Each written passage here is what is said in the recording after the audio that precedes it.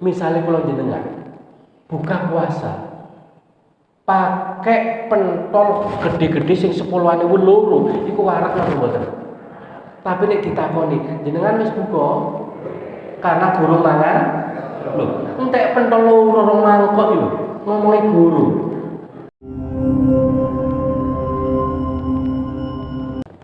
Assalamualaikum warahmatullahi wabarakatuh.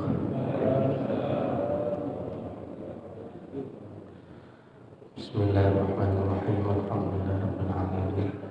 Allahumma shalli ala sayyidina Muhammadin abdika wa nabiyyika wa rasulika nabiyil ummi wa ala alihi wa sahbihi wa sallim tasliman biqadri hurmati dhatika fi kulli waqtin wa hina ma ba'du. Bapak Ibu, syukur alhamdulillah pada pagi ini kita bisa bertemu kembali dalam keadaan sehat walafiat. Mudah-mudahan kajian pagi ini disertai hidayah dari Allah dan kita semua dapat ilmu yang bermanfaat dan barokah. Ala hadhihi niyyah wa li kulli niyyatin shalihah wa li hajatin wa hajatin lana wa lahumul fatihah. A'udzu billahi minasyaitonir rajim. Bismillahirrahmanirrahim. Iyyaka na'budu wa iyyaka nasta'in. Ihdinas siratal ladzina an'amta 'alaihim ghairil maghdubi 'alaihim waladdallin. Apa yang kami hormati, yang kita bahas terlebih dahulu adalah kurban untuk diniatkan bagi orang yang sudah meninggal dunia. Ya, jadi ini pembahasan kita pada pagi ini, berkorban atas nama orang yang sudah meninggal dunia. Berkorban untuk yang telah meninggal dunia dapat dirinci menjadi 3 bentuk. Pertama, orang yang meninggal bukan sebagai sasaran korban utama, namun statusnya mengikuti korban keluarganya yang masih hidup. Misalnya, seseorang berkorban untuk dirinya dan keluarganya, sementara ada di antara keluarganya yang telah meninggal dunia. Berkorban jenis ini diperbolehkan dan pahala korbannya meliputi dirinya, keluarganya, meskipun ada yang sudah meninggal. Jadi panjenengan korban sapi untuk berapa orang? Sementara jenengan dan istri hanya 3 jumlahnya, berarti kurang.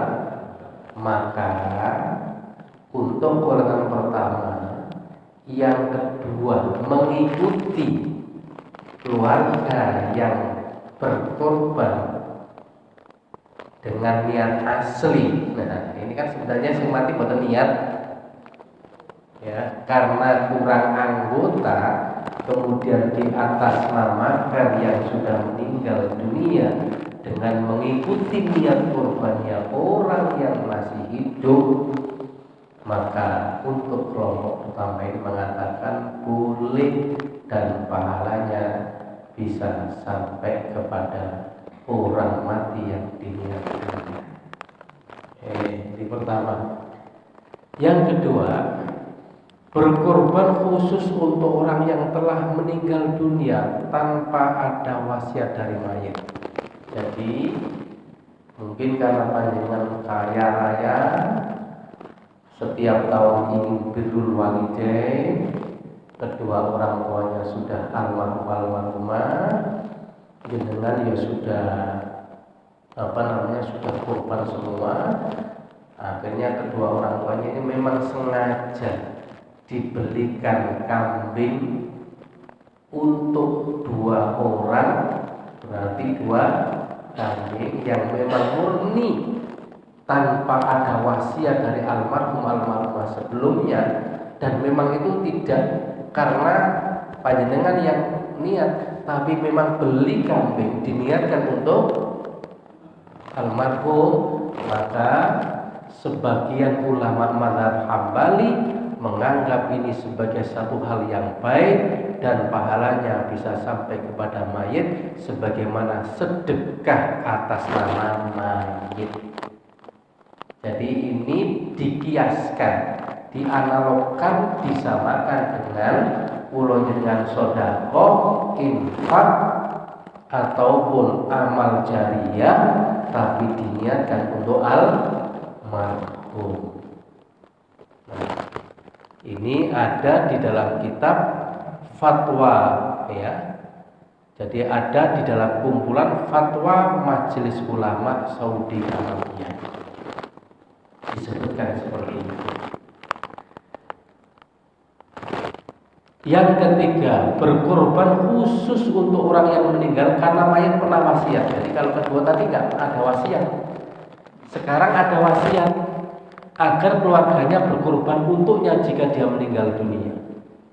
Misalnya kula jenengan sakit, kemudian secara medis mungkin tidak akan lama lagi. Sementara Idul Adha masih lama, akhirnya wasiat le mbok menawa besok pagi sebagian hartaku sadurunge dibagi warisan tolong tukono wedhus utawa sapi.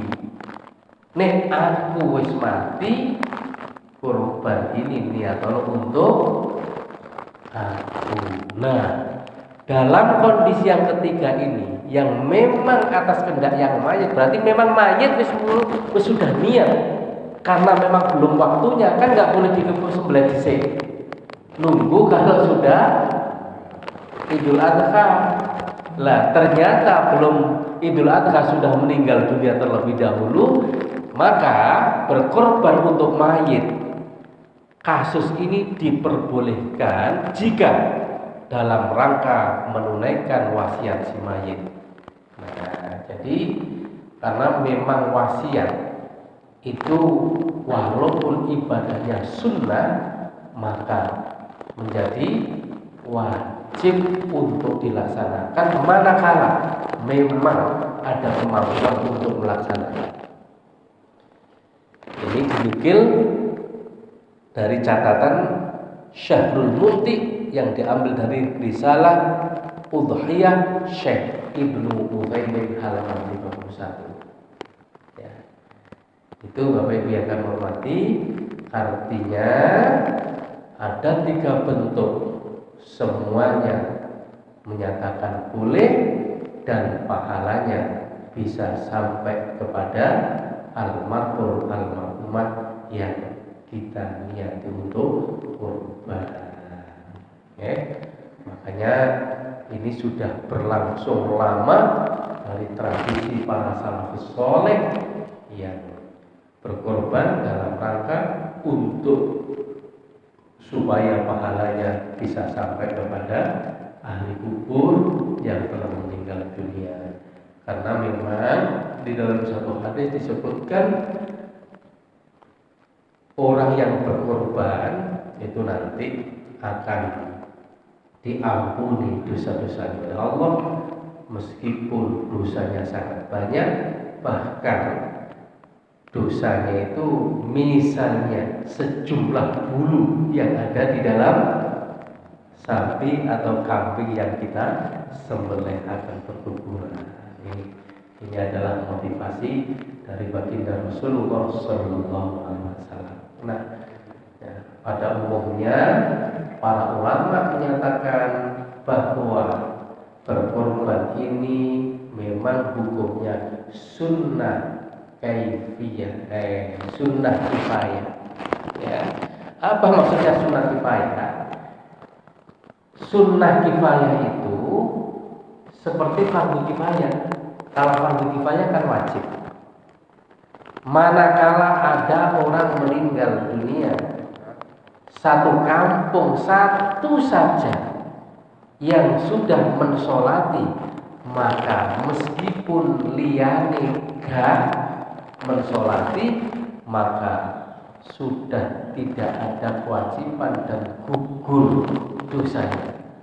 Tapi kalau ada orang mati satu kampung nggak ada yang mensolati, semuanya dosa karena hukumnya wajib kifayah.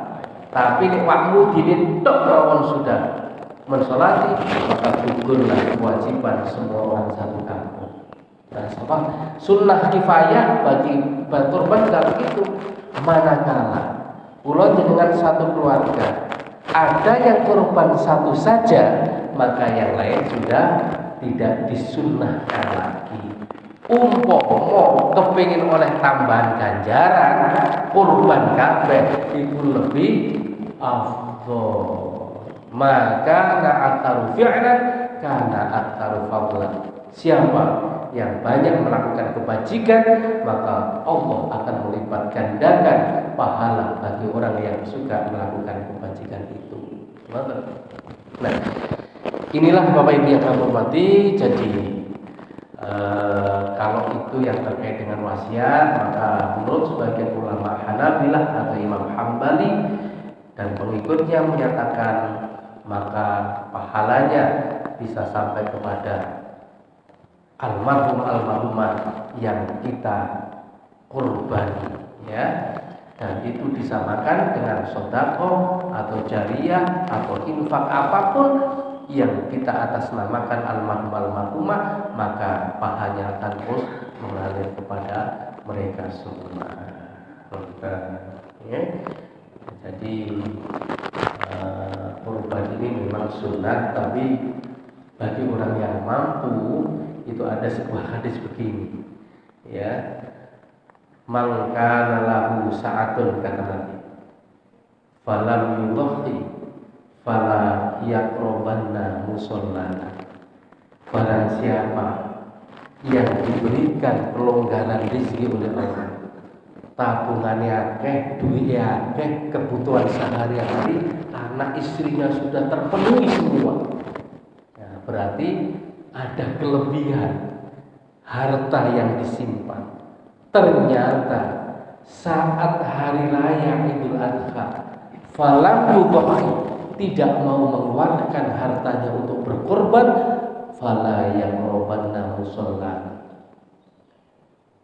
Jangan sekali-kali mendekat kepada tempat sholat kami, jangan sekali-kali mendekat kepada masjid kami. Itu cara Surabaya ini umpama digampang ngene, percuma awak mengaku cinta kepada aku, nyatane duwe akeh, tabungane akeh, luweh-luweh gak gelem membuktikan bahwa kamu benar-benar cinta kepada aku, maka percuma dari Kanjeng Nabi. Semetuan kali yo, kan diusir oleh Kanjeng Nabi. Mendekat aja nggak boleh. Oleh karena itulah Bapak Ibu yang kami hormati, muga-muga kula jenengan diparingi rezeki sing halal dan barokah, yang melimpah ruah sak anak putu kabeh, sehingga mudah-mudahan bagi yang banyak rezekinya, ya, untuk bisa berkorban setiap tahun, ya. Jadi ini memang sesuai dengan kemampuan, tidak harus sapi, ya. Kambing satu saja sudah memadai. Untuk keluarga. Itu Bapak Ibu yang kami hormati. Sebelum kita lanjutkan, barangkali ada yang mau bertanya, monggo. Biasanya yang ini kan takon wakai. Itu. Halo? Oke, monggo. Saya tanyakan, kalau korban itu idealnya, tadi yang Ustaz bilang antara asal dan tidaknya, idealnya itu cukup satu rumah itu satu ekor. Jadi dia itu satu ekor itu satu rumah, atau mungkin itu atas nama orang. Tadi disampaikan juga misalnya untuk mengorbankan keluarga yang sudah meninggal. Bila mampu, apakah itu juga ada bertah dan dalilnya? Misalnya ada yang masih hidup tapi juga mengorbankan beri korban untuk dua-duanya, misalnya yang masih hidup dan bagi yang sudah meninggal. Itu dulu. Terima kasih. Iya. Ini permasalahan yang pertama ini berarti, ya. bolehkah berkorban satu kambing untuk seluruh anggota keluarga? Ya. Oke, langsung masuk ini. Pendapat pertama mengatakan boleh. Ini dasarnya hadisnya Kanjeng Nabi. Dari seorang sahabat namanya Atha bin Yasar, yang diriwayatkan oleh Imam Tirmidzi nomor sekian hadisnya, dan ini dinyatakan sahih. Gak usah dibaca Arabnya ya. Aku pernah bertanya kepada Ayyub Al-Ansori bagaimana kurban di masa Rasulullah Sallallahu Alaihi Wasallam, karena memang Abu Ayyub Al-Ansori ini adalah seorang sahabat yang sangat dekat dengan Rasulullah. Ketika Rasulullah Sallallahu Alaihi Wasallam hijrah ke Madinah, semua sahabat menyambut dekat gegap gempita dengan membaca sholawat. Sholawat apa? Tola'al, ayo dibaca bersama-sama. Tola'al badru alaina min thaniyatil wada' wajaba syukru alaina ma da'a lillahi. Semua aku ingin disinggahi oleh Rasulullah. Karena memang Rasulullah dari Mekah ke Madinah sudah tidak punya apa-apa, tempat tinggal juga punya, semua ditinggalkan. Ya. Nah, ketika itulah krono sahabat itu podo rebutan kepingin diampiri disinggahi Rasulullah. Akhirnya Rasulullah melepas apa? Melepas apa?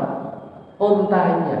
Jadi Kanjeng Nabi, di mana ontaku ini berhenti, disitulah aku akan singgah. Lah onta kan gak kena setir bisa. Luyur sak karepe dhewe dilalah mandek deprok di rumah Abu Ayyub Al-Ansori. Nah, setelah kemudian Rasulullah menginap beberapa hari di sini. Ya. Sehingga Atha bin Yasar ini bertanya. Kemudian beliau menjawab, seseorang bisa berkorban dengan seekor kambing diniatkan untuk dirinya dan satu keluarganya. Lalu mereka memakan korban tersebut dan memberikan makan untuk yang lainnya. Jadi ini berdasarkan hadis ini berarti satu untuk dirinya dan diniatkan untuk almarhum yang meninggal. Nah, setelah itu dimakan untuk keluarganya, sebagian diberikan kepada orang lain. Makanya Bapak Ibu panitia, kalau ada orang korban boleh diambilkan daging dari korbannya sendiri atau diambilkan dari dagingnya orang lain. Pokoknya yang penting dikasih, jangan sampai si korban tak ngicipi belas bayar warung.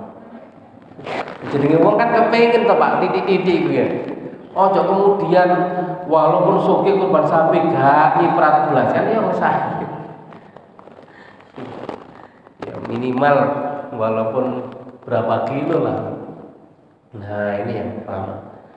Nah ini kemudian dasar berikutnya dalam kitab Tuhfatul Ahfadhi disebutkan hadis ini adalah dalil tegas bahwa satu kambing bisa digunakan untuk berkorban satu orang beserta keluarganya walau jumlah anggota keluarga tersebut sangat banyak.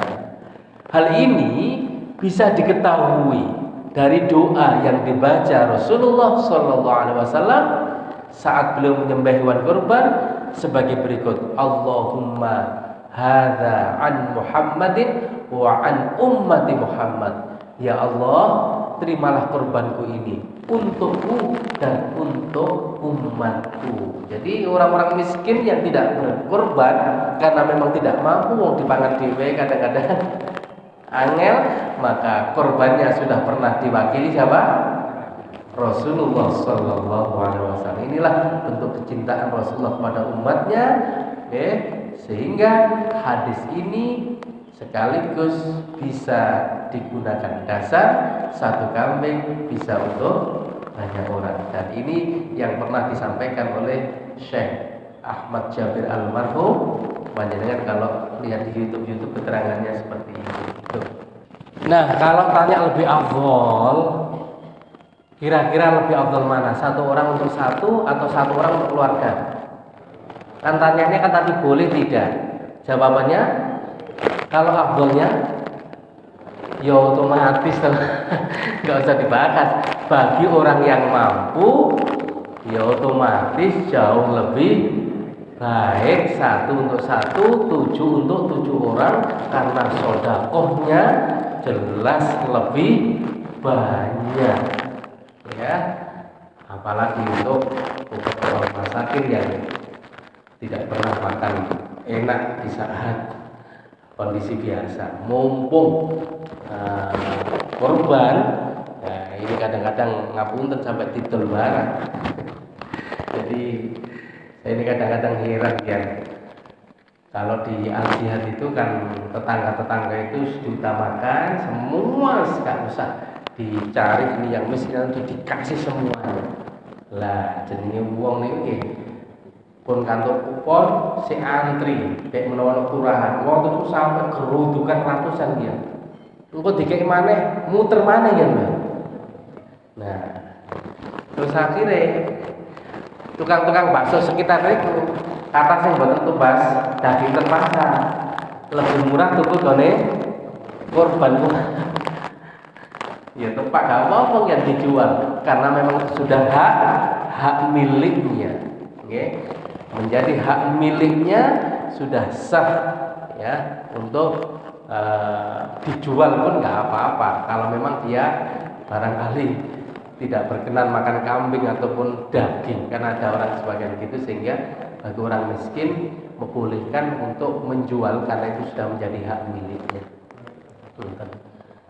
Warahmatullahi wabarakatuh. Waalaikumsalam warahmatullahi wabarakatuh. Pertanyaan saya begini, Ustaz. Di rumah itu sudah korban satu ekor untuk satu keluarga. Nah, saya sendiri saya ingin berkorban untuk almarhum. Karena kebetulan masjid yang berdekatan itu ada perlu perbaikan, jadi yang saya niatkan untuk korban tadi saya alihkan ke masjid yang perlu perbaikan karena ubahnya atau apanya yang rusak. Apakah niat yang tadinya untuk almarhum tapi saya alihkan ke masjid karena mungkin lebih perlu karena rusak itu, bagaimana mengenai ke afdalannya? Iya. Itu tapi waktu itu almarhum pernah wasiat napa mboten? Nah, bagus nggih. Jadi Bapak Ibu, kalau memang berwasiat maka harus dilaksanakan sesuai dengan wasiatnya. Jadi wasiat itu yang tidak boleh hanya satu. La wasiyata liwarithin. Tidak boleh berwasiat terkait dengan pembagian harta waris. Contohnya ngeten. Nah, besok nek aku wis mati, nah, duwe anak telu. Sing wedok siji, sing lanang loro. Sing nggone omah iki besok sing wedok. Sing lanang misalnya oleh bagian omahku kono loro mergo sing lanang wis kerja kira-kira ngoten lah. Itu ketoke apik. Ketoke sepakat. Tapi itu haram dilakukan. Mengapa?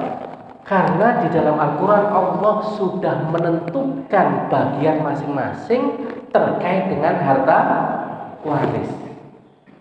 Di dalam Al-Quran menyatakan yusikumullahu fi auladikum lidzakari mithlu hadzil unthayain.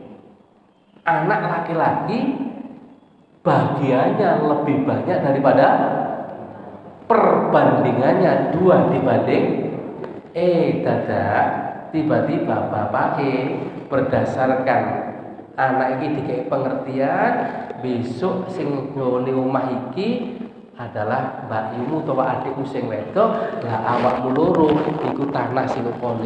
Misalnya begitu. Artinya kalau dikalkulasi bagian perempuan jauh lebih banyak. Itu enggak boleh, haram dilakukan. Mengapa? Karena itu bertentangan dengan, ngerti maksudnya Pak? Nah, oleh karena itu untuk waris itu sudah ditentukan dasarnya oleh Allah dalam Al-Quran dan bagiannya rinci. Misal nek bojo ya, istri nanti kalau punya anak 1/8, kalau tidak punya anak adalah 1/4. Misalnya wong loro tok meninggal, wedok 1/4 liyane kanggo dulu-dulu sing lanang, kanggo bapak ibu kalau punya bapak ibu dan seterusnya. Jadi Bapak Ibu, terkait dengan masalah waris tidak boleh kata Nabi, karena sudah ada bagiannya yang ditentukan oleh Allah dalam Al-Quran surat An-Nisa. Nah, kalau berwasiat kepada anak angkat yang memang tidak ada hubungannya dengan keluarga, itu malah boleh. Sebab anak angkat ini karena tidak ada hubungan darah di dalam Al-Quran maupun hadis tidak termasuk keluarga yang mendapat. Nah, supaya dapat warisan, nah besok adikmu iki misalnya kan ngerti anak angkat, nek aku mati ke ono bagian ini, itu wajib dilakukan. Karena itu adalah pemberian berdasarkan wasiat dan tidak ada hubungannya dengan keluarga dan tidak ada bagiannya di dalam Al-Quran dan hadis, makanya boleh diwasiatkan seperti itu. Nah, terkait dengan tadi, karena suami enggak wasiat, nah semula diniatkan korban karena ada maslahah yang lebih besar, kebetulan mungkin musola gentengnya bocor sehingga perlu renovasi, mungkin enggak ada karpetnya supaya sholatnya tenang kan katanya ya? Mungkin jedinge krane akeh sing mboten fungsi atau sanyune mati, arepe didukono korban tibake ada masjid yang membutuhkan, maka pahalanya ini juga lebih besar karena akan terus mengalir dan itu nanti akan bisa menghapus dosa-dosa almarhum. Apalagi panjangan cerita sudah berkorban 1 kambing untuk keluarga. Jadi hukumnya boleh dan itu adalah merupakan perbuatan yang sangat mulia bagi panjenengan yang mengalihkan korban karena maunya diberikan kambing untuk kegiatan amal jariyah. Kemaslahatannya jauh lebih lama dan pahalanya akan terus mengalir ya. Apalagi tadi sudah berkorban untuk keluarganya. Sementara ngoten. Oke, Nggih, kaitannya dengan korban selaku panitia Ustaz,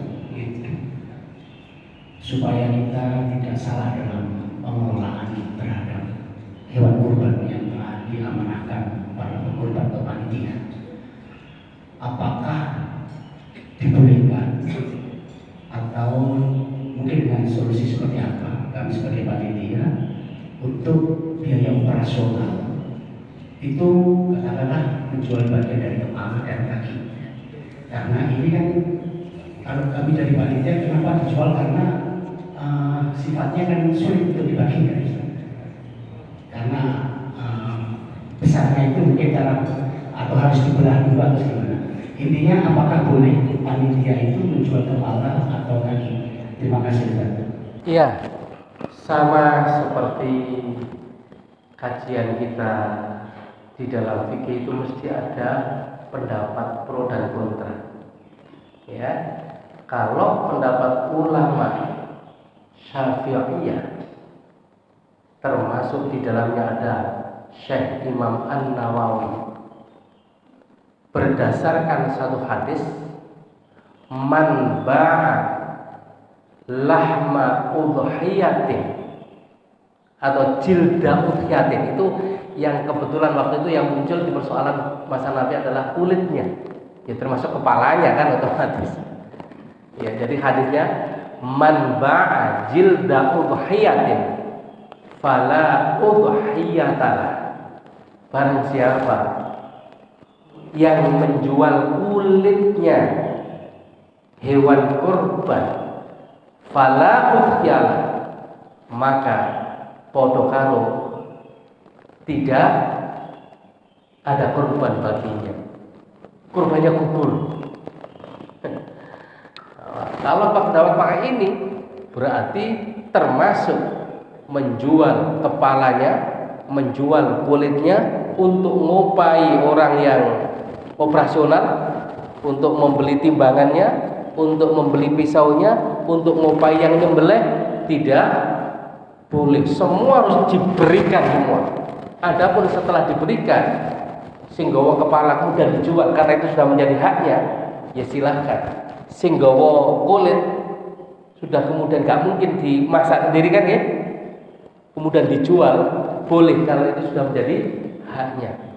Nah, hanya saja pendapat Syekh Hasan Al-Basri, pendapat umumnya ulama Hanafiyah, boleh demi kemaslahatan, ya, demi kemaslahatan. Kemaslahatan apa? Ya kemaslahatan apapun, termasuk untuk kas masjid itu boleh. Untuk memberikan kepada, untuk disedekahkan pokoknya. Ya, untuk diberikan kepada orang yang nyembelih itu boleh. Ya, itu boleh. Ya, jadi ini memang lupa saya. Tak pikir persoalannya di sini aja. Jadi ada dua pendapat. Menurut ulama Syafi'iyah tidak boleh, tapi ulama Hanafiyah yang paling penting ini adalah disedekahkan atau untuk kemaslahatan yang lain, termasuk memberikan timbangan, pisau dan peralatan yang terkait dengan masalah kurban, dan juga boleh untuk ngopai orang yang nyembelih, itu boleh. Jadi itu sama dengan seperti ini Bapak Ibu. Zakat fitrah, kalau panjenengan ikut ulama Syafi'iyah, tidak sah zakat dengan uang, harus dengan beras. Pertanyaannya, jenengan pernah zakat pakai uang? Nah, ada kan? Nah, ini sama seperti itu. Menurut ulama Hanafiyah, manfaat dan kemaslahatan uang jauh lebih besar daripada beras, maka zakat dengan uang ini juga sah dan boleh. Karena apa? Karena di dalam uang ada kebaikan dan kemaslahatannya dirasakan jauh lebih banyak daripada beras. Secara nyata beras itu hanya bisa dimakan dan dimasak saja. Tapi kalau uang bisa dibelikan beras, bisa dibelikan yang kedua, umpama kula jenengan dikai beras sak kintal dengan uang seharga beras sak kintal, nggawane luwih enak. Nah, oleh karena itu seneng dikai rongkot harapan dilawan. Kula ngoten ya. Misalnya dikai beras, Ustaz gawon ya repot gawane peman sudah motor. Nanti duit langsung bisa kata mawon. Nah, apa yang dipakai dasar oleh Imam Syafi'i? Qiyas. Qiyas itu menyamakan satu hukum yang sudah ada ketentuan nasnya, sementara yang lain belum ada ketentuan nasnya, karena ada satu ilah dan alasan yang sama. Mengapa harus beras? Karena di dalam hadis itu so'an min tamrin, so'an min zabibin, au syairin, au khintotin. Satu sok kalau sekarang ukuran minimal 2,5 atau 3 kilo gandum, kurma, anggur, atau gandum kering atau basah. Nah, sementara di Indonesia nggak pernah ada panen kurma, panen gandum. Panennya adalah masakan wong Arab, itu memang makannya gitu. Lah, karena itu harus makanan pokok. Sehingga karena makanan pokoknya orang Indonesia ada beras, maka harus tidak boleh dengan yang lain. Nah, walaupun ada makanan yang harganya jauh lebih mahal dan enak dan mengenyangkan, kalau itu bukan makanan pokok nggak boleh dipakai buat membayar zakat. Jadi tidak setiap makanan yang mengenyangkan harus makanan pokok. Contoh, misalnya kalau jenengan buka puasa pakai pentol gede-gede sing 10.000 loro, iku warak napa mboten?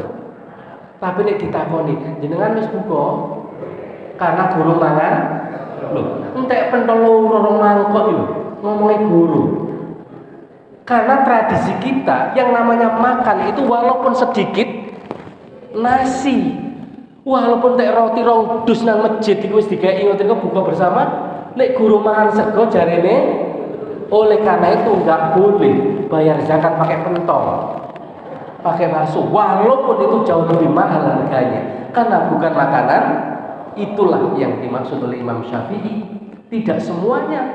Nah, tapi Imam Hanafi ini justru pakai istihsan. Bahasanya istihsan. Jadi dasar hukum Islam itu Bapak Ibu ada Quran, hadis, ijma', qiyas. Itu adalah dasar hukum yang sudah disepakati. Ada yang memang masih diperselisihkan, ada yang namanya istihsan. Jadi kalau kula jenengan tidak pernah bahasa usul fikih, kemudian mengikuti pendapat para alim ulama itu mengatakan bid'ah. Ya termasuk beras itu bid'ah. Kalau pakai pada Quran dan hadis, wong hadisnya enggak ada beras, itu berdasarkan qiyas. Qiyas itu ijtihad. Nah, apakah ada dasarnya? Ada, cuma kalau jenengan enggak pernah ngaji. Apa dasarnya? Ketika ada seorang sahabat namanya Mu'adz bin Jabal, diutus Nabi untuk menjadi qadhi, hakim di Yaman. Kan itu Yaman itu jauh dengan Mekah Madinah. Kemudian ditanya oleh Rasulullah, "Kaifa taqdi ya Mu'adz? Kalau kamu nanti memutuskan perkara, kamu putuskan berdasarkan apa Mu'adz?" Bi kitab, dengan kitabmu ya Rasul. Fa ilam tajid, kalau di dalam Al-Qur'an enggak ada, fa bi sunnati, dengan al-hadis. Kalau dalam Quran hadis nggak ada, ajtahidu ra'yi wala al. Saya akan beristihad. Kemudian Rasulullah menepuk tangan, bagus. Kalau begitu saya doakan semoga Allah menjadikan kamu kuat dan tidak menjadikan lemah dengan pendapatmu. Nah, disitulah Bapak Ibu akhirnya muncul. Kalau ijtihadnya banyak ulama dan semua sepakat, namanya ijma'. Kalau ulama pribadi-pribadi namanya qiyas istihsan tadi. Sehingga kalau di dalam hadis Nabi, mikot makaninya orang Indonesia yang masuk ke Mekah dulu zaman darat itu Yalamlam. Bagi gelombang 2 yang berpegangan hadis harus dari Yalamlam, itu mulai dari asrama haji sudah disuruh pakai ihram. Kemudian nanti kalau pesawat itu sudah ada jalur menuju Yalamlam, itu kabeh ku ngedekon siap-siap.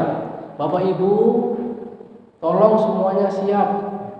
Kita mau mengambil mikot di sini. Kita niat haji di atas pesawat ini. Saya mikir waktu jadi ketua kloter KPIS yang ngoten niku. Apa gak ngerti wong ini pesawat bantere kabeh. Diumumkan ngoten niku, kira-kira pesawatnya tetap di situ napa wis berangkat, Pak? Wong pesawatnya kecepatannya kan luar. Taruhlah misalnya di Bunderwaru. Bapak Ibu ini sudah di Bundaran Waru. Sebentar lagi kita akan masuk ke Mekah misalnya atau nggone Wonokromo nih. Mari kita yang katoan segera dilepas, sing tidur tolong dibangunkan. Iku kira-kira pesawatnya ngono wis tutup pasar turi. Ya wis tutup dindi.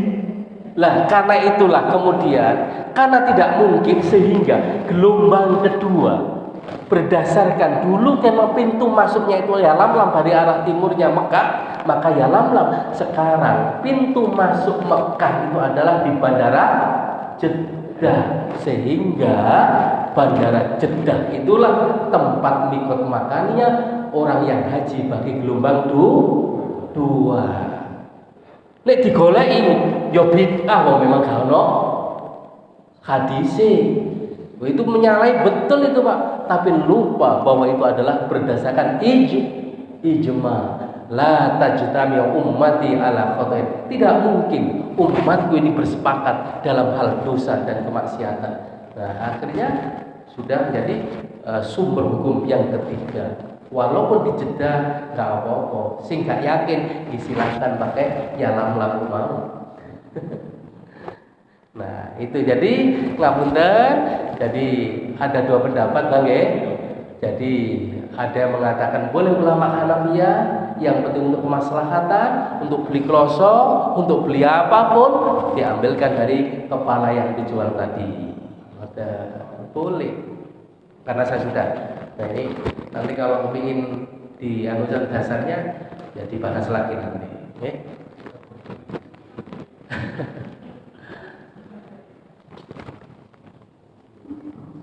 Pertanyaan Ustaz. Okay. Assalamualaikum warahmatullahi Waalaikumsalam. Seorang yang muslim Ustaz, setelah perjalanan waktu dia murtad. Nah, yang pertama saya tanyakan adalah apakah dia bisa disadari atau kurban? Yang kedua, apakah dia juga mendapatkan waris? Terima kasih. Wah ini pertanyaan bagus ya. Muslim tapi murtad ya. Jadi salah satu syarat, ini syarat yang boleh mendapatkan warisan harus sesama Islam dan sama agama, sama akidah. Kalau tidak sama akidah, walaupun itu anak kandung, sudah putus hubungan. Ngerti nggih?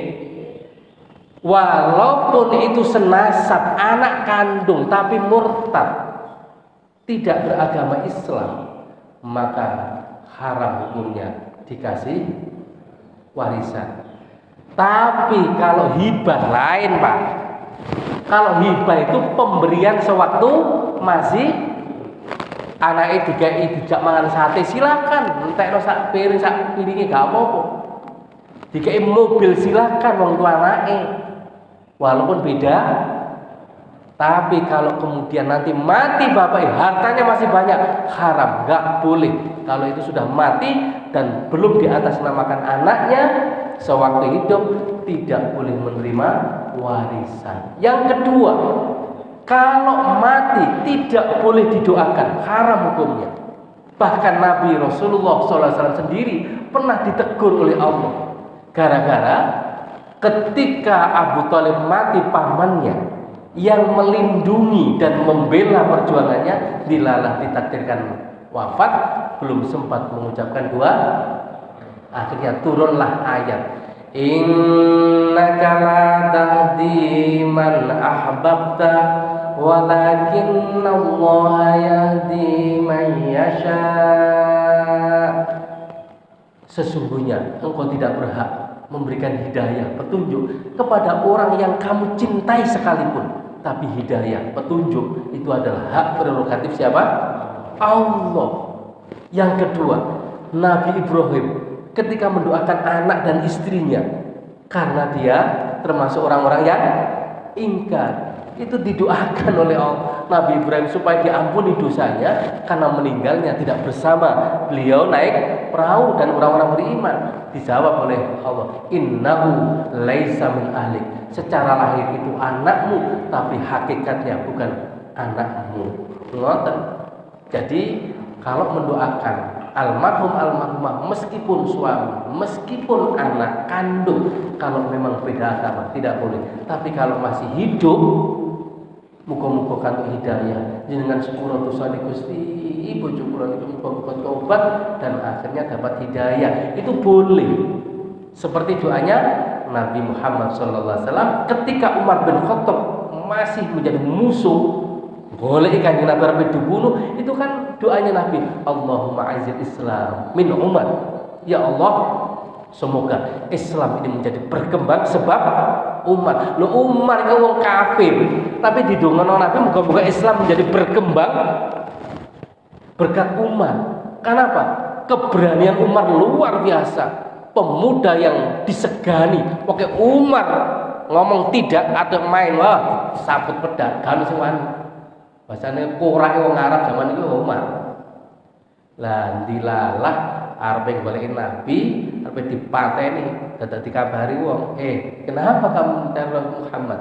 Wong adikmu dhewe ae sekarang sudah mengikuti ajaran Muhammad, namanya Fatimah. Digoleki, Pak. Pedang silahkan. waktu itu piyambake pas maca ayat Toha ma anzalna 'alaikal qur'ana litashqa illa tadhkiratan. Nah, setelah itu Umar bin Khattab tiba-tiba rodok karena ada sebuah ungkapan yang tidak biasa didengar, sampai akhirnya piyambake gak sido, kalau begitu hantarkan aku pada Muhammad, Inil Hajar Muhammad. Langsung masuk Islam berkat mendengar bacaan Al-Quran artinya ini. Ya, jadi mendoakan orang non muslim, orang kafir yang masih hidup boleh, tapi kalau sudah mati tidak boleh. Nah, sehingga otomatis korban atas nama orang yang murtad tadi juga tidak boleh. Karena memang sudah ditolak oleh Allah. Wa may yabtaghi ghairal islami dinan falyuqbala minhu wa huwa fil akhirati minal khasirin. Barang siapa yang memeluk agama selain Islam, falyuqbala minhu, tidak akan diterima oleh Allah, wa huwa fil akhirati minal khasirin, nanti di akhirat termasuk golongan orang-orang yang merugi. Halo? Oh, masih ada pertanyaan lagi? Nggih, monggo. Nah, wes boten napa-napa. Belakang boleh, dengan boleh ya. Nggih. Yang saya tanyakan masalah waris. Pertama, kan pembagian waris sudah diatur dan dokumennya. Pertanyaannya begini, yang pertama itu kita 7 bersaudara. Salah satu saudara itu mengatakan bahwa untuk pembagian nanti itu dia tidak mau menerima pembagiannya karena waktu orang tua masih hidup itu sudah diberikan rumah oleh orang tua. Memang nilai rumah itu kalau diuangkan sekarang nilainya itu jauh lebih besar daripada yang waris yang akan kita bagikan. Yang kedua, dari 7 bersaudara itu yang laki-laki mengatakan bahwa kita nggak mau repot, jadi kita bagi sama-sama saja, nilainya sama. Jadi tidak mengikuti di Al-Quran bahwa laki-laki lebih besar daripada perempuan, tapi kita bagi sama-sama itu dengan menyatakan dengan ikhlas. Apa itu dibenarkan? Iya, terima kasih. Assalamualaikum. Pertanyaan bagus nih. Jadi tolong Bapak Ibu yang dengarkan, jadi standar idealnya tadi sudah ditunjukkan oleh Allah dalam Al-Quran, sehingga bagiannya tidak boleh dikurangi dan tidak boleh dilebihkan antara satu sama lain. Kita harus tunduk dan patuh terhadap ketentuan Allah dan Rasulnya satu. Tapi, Islam itu kan agama yang sangat luas, tidak kaku. Taghayyurul ahkam bitaghayyuril azminah wal amkinah. Hukum itu berkembang berdasarkan situasi dan kondisi. Kalau situasinya seperti yang jenengan ceritakan tadi, apakah boleh? Pertanyaannya boleh, dengan catatan. Nah, dengan catatan satu, masing-masing orang yang mendapatkan bagian warisan tahu bagiannya masing-masing. Ngerti nggih? Nek sing lanang itu mesti dapat 2, nek sing wedok mesti dapat. Wis ngerti, paham. Nek aku bayangane luwih akeh teko sampean kabeh. Satu. Yang kedua, kemudian semua sepakat nek wis ngerti bagiane dhewe-dhewe, ya wis saiki mengikhlaskan dibagi bersama, berarti bagiannya dikekno nanggone bagian yang sedikit, tapi dengan catatan sekali lagi setelah masing-masing tahu bagian dan porsinya masing, itu artinya menghalalkan bagiannya dia diberikan kepada saudara-saudara yang, nah itu kan kode karo dengan KI Pak, boleh dan memang seharusnya begini kalau bisa, biar tidak ada arti yang run. Meskipun kadang-kadang wong wedok niku dikai bagiannya sesuai dengan Al-Quran, tapi kok ndelok kakak sing lanang oleh akeh iku kadang-kadang juga iso nrimo dia. Nah, mengapa Allah menyatakan seperti ini? Di mana letak keadilannya? Karena laki-laki ini punya istri, bertanggung jawab pada istrinya. Dia dapat 2, istri dapat 1. Nah, kemudian nanti yang perempuan, saudaranya perempuan, ini kan punya suami. Dia dari saudara yang ini adalah dapat 1, tapi dari suaminya nanti dia dapat 2. Kan akhirnya sama-sama 3. Ngerti maksud saya, Pak? Ya. Jadi dalam konteks keluarga ini dia dapat 1, tapi ketika dia menikah, bojone oleh bagian loro dari keluarga suaminya. Sehingga kalau dijumlah akhirnya sama-sama 3. Jadi ini namanya bagian secara monogini, musyawarah sepakat.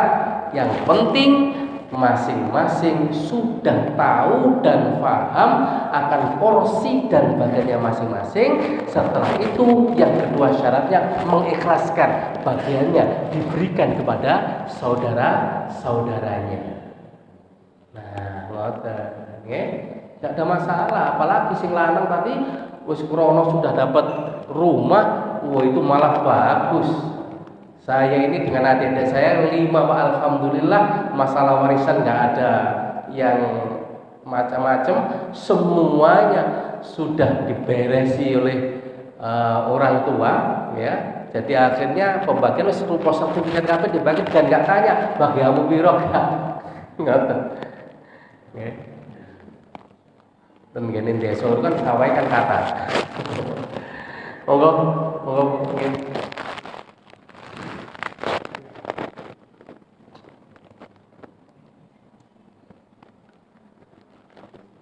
Kalau seneng ngaji iki gua ya kayak kuliah ya. Temenan. Jadi tuwek-tuwek kuliah. Insyaallah. Assalamualaikum warahmatullahi Assalamualaikum. Saya mau tanya masalah masih berkaitan dengan korban yang tadi. Apakah hukumnya itu kambing yang seperti yang dijelaskan tadi bisa dipikul dengan keluarga, ya? Apakah sama dengan hukumnya dengan yang kolektif sapi untuk 7 orang, tapi bukan keluarga, tapi seandainya kita mampu untuk kolektif, jadi ikut kolektif, apakah hukumnya sama dengan yang kambing bisa atasnamakan dengan keluarga? Iya betul. Jadi ini kan konteksnya tadi kelihatan keluarga kan, itu karena kaitan dengan hukum sunnah kifayah tadi, ya. Jadi sunnah diberikan kepada masing-masing orang, manakala yang lain tidak mampu, kok kemudian keluarganya sudah mampu, maka gugurlah dia, kan gitu. Nah, sekarang terkait dengan urunan sapi seperti yang diumumkan Ustaz Iskandar tadi, ya, boleh kan arisan tadi ya, terus kurang 2, padahal itu bukan keluarga. Nah, ini kan bab kedua ini Bapak Ibu yang kami hormati. Tadi kan ada hadis Rabbana taqabbal an Muhammadin wa an ummati Muhammad. Ini hadisnya. Terimalah kurbanku ini untukku dan umatku. Coba perhatikan, hadis ini dipahami oleh para ulama yang kedua ini bentuk kepedulian Rasulullah yang menyertakan umatnya dalam pahala kurban kambing yang dia sembelih. Jadi kepedulian Rasulullah menyertakan umatnya dalam pahala, ya, kambing yang disembelih. Sedangkan korbannya itu sendiri hanya diperuntukkan bagi dirinya, bagi Rasul. Dengan korban Rasulullah gugurlah tuntutan ibadah kurban terhadap semua orang, semua umatnya yang tidak mampu. Nah, Bapak Ibu yang kami hormati, dari sini ulama menyimpulkan bahwa hukum ibadah kurban itu pada dasarnya sunnah kifayah yang bila dikerjakan oleh salah seorang dari mereka, maka tuntutan kurban dari mereka sudah memadai. Lain soal kalau kurban diniatkan nadar, maka hukumnya menjadi wajib karena para ulama sepakat bahwa satu kambing hanya bisa diperuntukkan kurban bagi satu orang. Nah, kembali kepada pertanyaan jenengan. Karena sebenarnya panjenengan kan sudah niat satu, terus kemudian digabung menjadi 7 orang. Itu hakikatnya panjenengan adalah dapat bagian satu kurban. Itu sama halnya dengan satu orang dengan satu kambing. Itu sama. Nah, mengapa demikian? Di dalam Al-Quran disebutkan oleh Allah, la yanalallahu luhumuha wala dima'uha walakin yanalut taqwa. Yang sampai nanti di sisi Allah, memang kan ada riwayat yang mengatakan nanti kalau sapi dinaiki 7 orang kan ngoten nggih. Kalau kambing dinaiki 1 orang. Itu untuk memudahkan. Secara simbolis kula jenengan ya begitulah bentuknya. Agar orang termotivasi berbondong-bondong untuk kurban kambing atau sapi. Nah, tapi pada hakikatnya kata Allah ini, yang sampai nanti kepada Allah itu bukan sapi yang gelundung, tak jemput awakmu ayo mlebu swarga. Kan mboten. Tapi yang sampai kepada Allah adalah takwa dan niat yang ada di dalam diri panjenengan. Sehingga kula jenengan nanti akan diampuni dosanya oleh Allah, akan dipercepat jalannya menuju ke Shiratal Mustaqim sampai ke surga berkat sedekah kurban yang kita niatkan. Jadi bersama atau sendiri itu tidak ada masalah karena niat kita sudah dicatat oleh Allah. Ngoten. Assalamualaikum warahmatullahi wabarakatuh.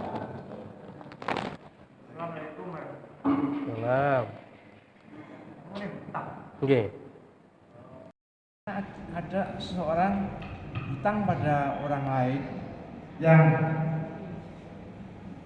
kita susah untuk membayarnya karena jauh dari surga atau kita sudah lupa dengan jejak. Ya. Tapi sementara itu ada orang yang berhutang pada kita yang kelihatannya itu susah untuk membayar.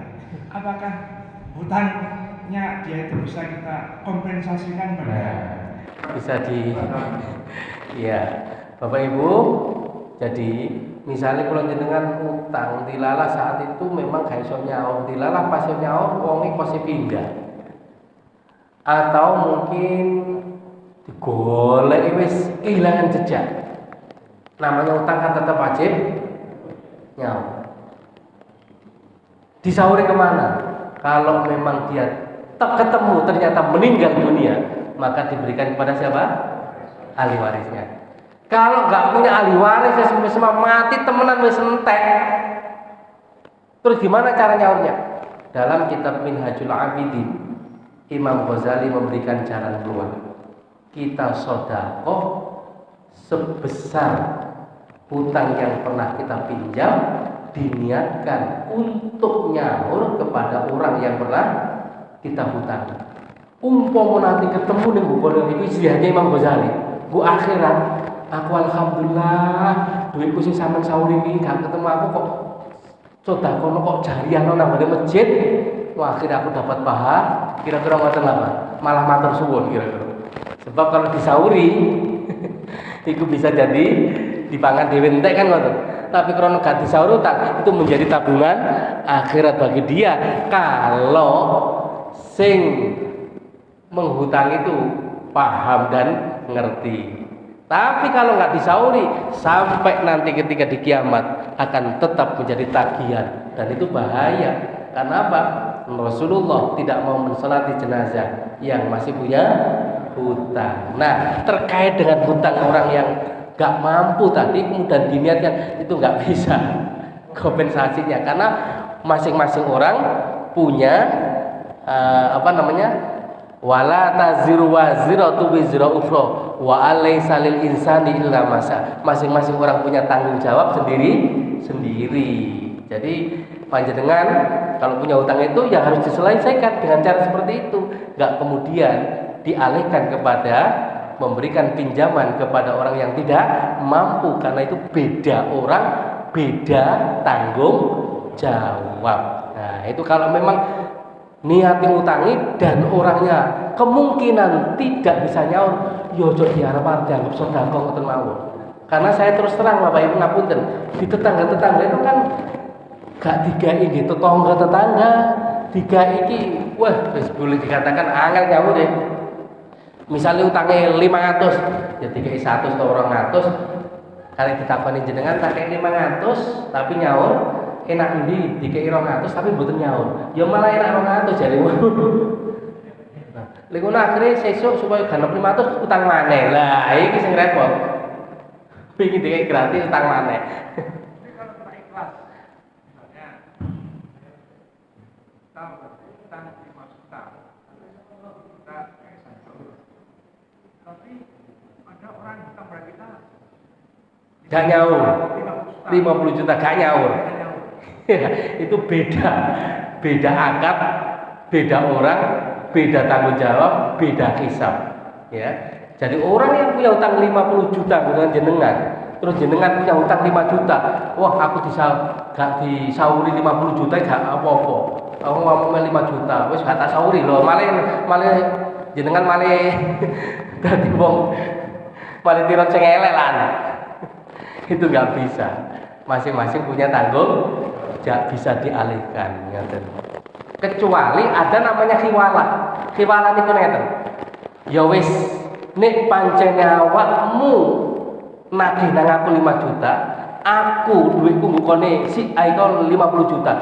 Nagih rono, nek oleh kontak tambahin 10 juta, malah oleh niku. Berarti memindahkan tanggung jawab hutang kepada orang berdasarkan kesepakatan. Tapi kudu ngerti sing 50 juta, ya wis nek awakmu nagih-nagih yo aku, aja nagih sampean kan ngoten. Tapi nek gak ya aja. Moro-moro dilimpahno kono lho, kok moro-moro nagih aku piye? Wong aku utangku ambek sampean kan ngoten.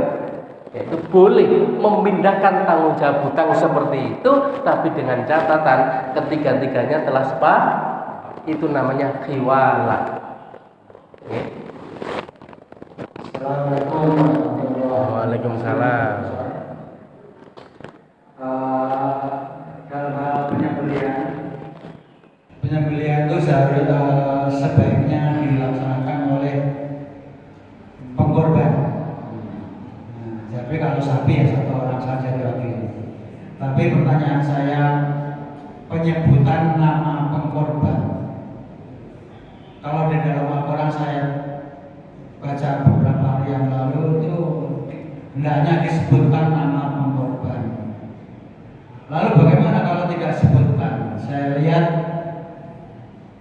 di sini tukang penyembelihan itu begitu waktunya setelah sholat langsung share gitu, tidak disebutkan nama pengkorban.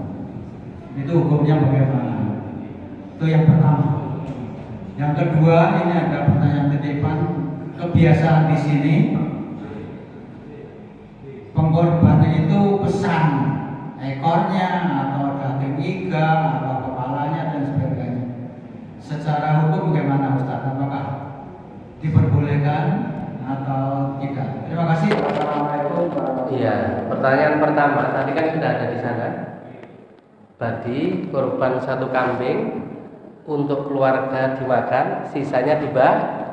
Itu artinya bahwa pengkorban boleh pesan daging sesuai dengan keinginannya. Bisa dipahami Bapak Ibu ya?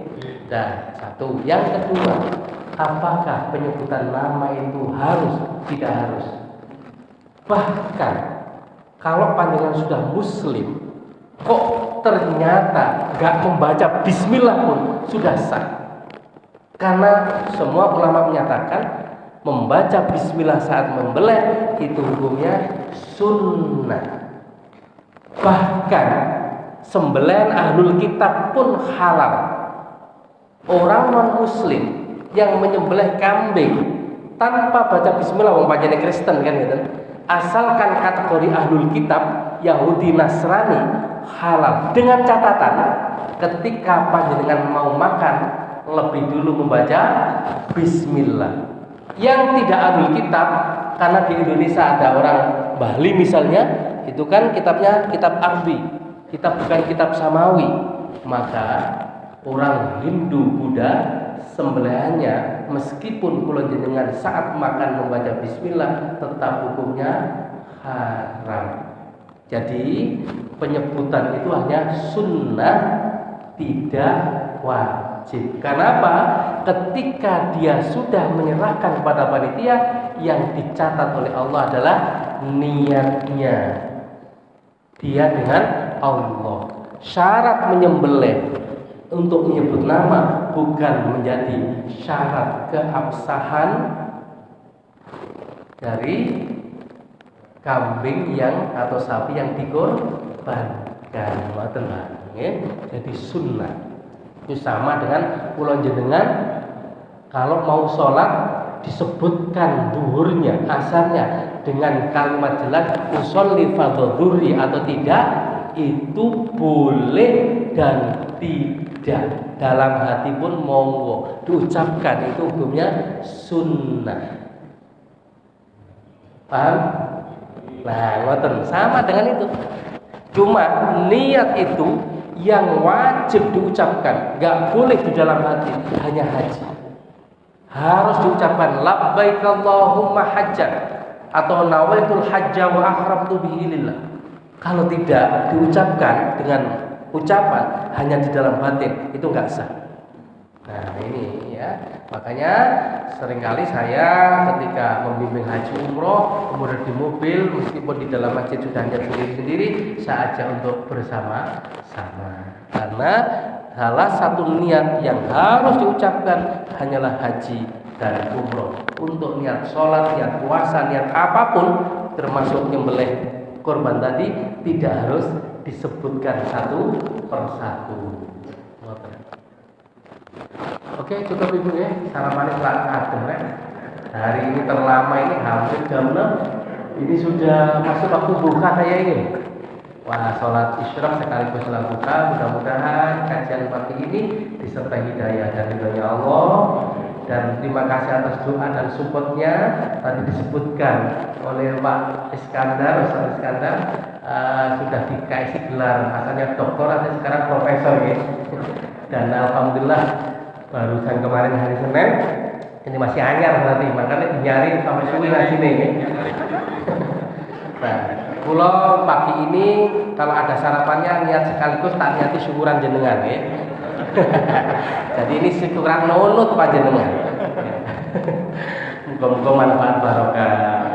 Allahumma sholli ala sayyidina Muhammad rabbil alamin. Rabbana ighfir lana wa liwalidina warhamhum kama rabbawna shighara. Rabbana taqabbal minna innaka antas samiul alim wa tub alaina innaka antat tawwabur rahim. Hasbi min su'ali ilmu bi hajati, hasbi min su'ali ilmu bi hajati, hasbi min su'ali hajati. Rabbana atina fid dunya hasanah wa fil akhirati hasanah wa qina adzabannar wa adkhilna jannata ma'al abrar ya aziz ya rabbal alamin. Wa sallallahu ala sayyidina Muhammadin walhamdulillahi rabbil alamin. Terima kasih. Assalamualaikum warahmatullahi wabarakatuh.